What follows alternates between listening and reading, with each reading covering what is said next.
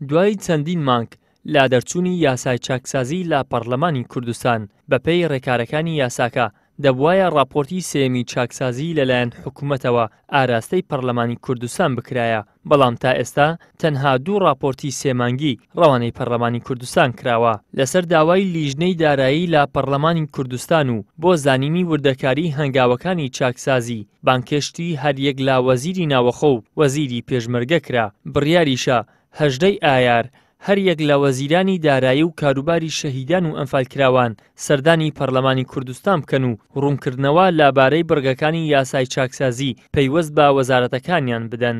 داوامان کرد 4 وەزیر ئامادە بن، ئەمڕۆ وەزیری ناوخۆ و وەزیری پێشمەرگە ئامادە بوون و ڕوونکردنەوەیان خستە ڕوو سەبارەت بە کێشە و گرفتەکانی بەردەم خۆیان وەزارەتەکەیان.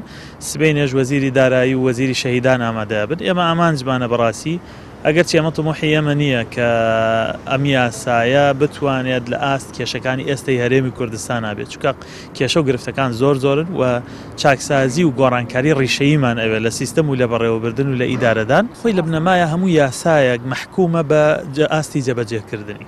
ئەگەر ئەو کەسانەی کە یاساکە جێبەجێەکەنەوە ئەو لیژنانەی کە پێگەهێنن و وەزیرەکان ئەنجومەنی وەزیران بە شێوەیەکی شتی نیشتیمانیانە بێلایەنانە بیرکەنەوە یاسای چاکسازی ئەکرێ هەندێک ئەنجامی هەبێت و کۆتایی بە هێندێک زوڵم لە بواری موچە و ئیمتیازاتە بهێنرێت، بەڵام ئەگەر بە پێچەوانەوە نیشتیمانیانە بیر نەکەنەوە و لە پێناو بەرژەوەندی گشتیا بڕیارەکان نەدەن لیژنەکان کارەکانیان بەو جۆرە نەبێت، بێگومان یاساکە لەبریەوەی ئەنجامی باشی بۆ خەڵک لێ بکەوێتەوە ئەنجامی خراپی لێکەوێتەوە. وەزارەتی ناوخۆش یەکێکە لەو وەزارەتانەی جێبەجێکردنی یاسای چاکسازی لە دامەزراوەکانیدا بە سستی بەڕێوە دەچێت. وەزیری ناوخۆش دەڵێت هەموو یەکە پاسەوانیەکان لە وەزارەتی پێشمەرگە و زێرەڤانی و بەرگری و فریاکەوتن و دەستگا ئەمنیەکان و پۆلیس هەڵدەوەشێتەوە و لە یەک بەڕێوەبەرایەتیدا جێگیر دەکرێت و دەخرێتە سەر وەزارەتی ناوەخۆ.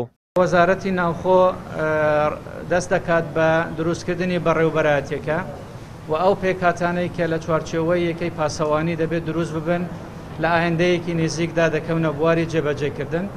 لەو چوارچێوەیەدا هەموو ئەو یەکەی پاسەوانیانەی کە لە وەزارەتی پێشمەرگە لە زێرەڤانی بەرگری و فریاکەوتن دەستگا ئەمنیەکان لە پۆلیس هەمووی هەڵدەوەشێتەوە و دەکرێتەوە یەک بەڕێوەبەرایەتی لە وەزارەتی ناوخۆ ڕێک دەخرێتن. داوا لە هەموو لایەنە سیاسیەکان دەکەن بەڕاستی کە لەو بڕگەی پەیوەستە بە حزبەکان هاوکاریەکی باشمان بکەن لە ئایندەیەکی نێزیکدا بتوانین خشتە و ڕێنمایی تایبەت بە ڕێخستنی پاسەوانی بارەگە حزبەکان دەربچێنین. یاسای چاکسازی زیاتر لە 9 مانگە لە پەرلەمانی کوردستان دەرچووە. تا ئێستا 2 راپۆرتی بۆ پەرلەمانی کوردستان نێردراوە. لەگەڵ ئەوەشدا چاکسازی تا ئێستا هیچ ڕنگدانەوەیەکی لە سەردۆخی ئابووری لە هەرێمی کوردستان نەبووە. لەلایەک لێبڕین لە موچەی فەرمانبەران بەردەوامە. لەلایەکی دیکەشەوە بنەمای شەفافیەت لە خەرجی و داهاتدا هیچ ئاستێکی نییە کە ئەم شەفافیەتە بە گرنگترین ئامانجەکانی چاکسازی دادەنرێت. ئیدریس محەممەد، کەناڵی ئاسمانی پەیام، هەولێر.